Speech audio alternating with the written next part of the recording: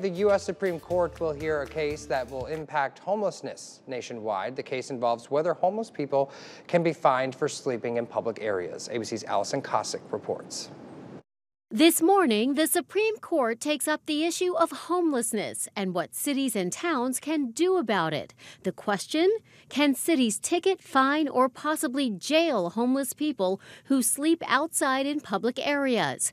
Or does that violate the Eighth Amendment, which prohibits cruel and unusual punishment? There's no place to go. I was holding down 2 jobs when I was out here, and still not enough. ABC's Devin Dwyer traveled to Grants Pass, Oregon. That city's crackdown began this legal battle. So the city came in and said, you can't camp right there on those wood chips.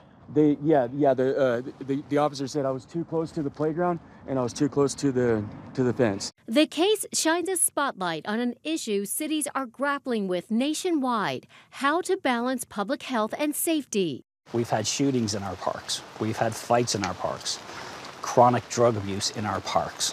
In 2013, the city passed an ordinance banning anyone from sleeping in public. But with no public shelters inside city limits, a homeless group sued and won. The reality is the only thing that works is more permanent, affordable housing.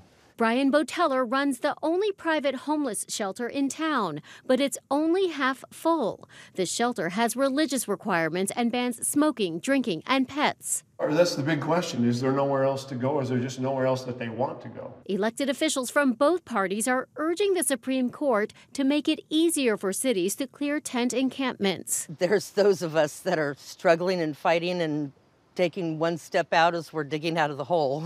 Allison Cossack, ABC News, New York. And we expect to hear a ruling by the end of June.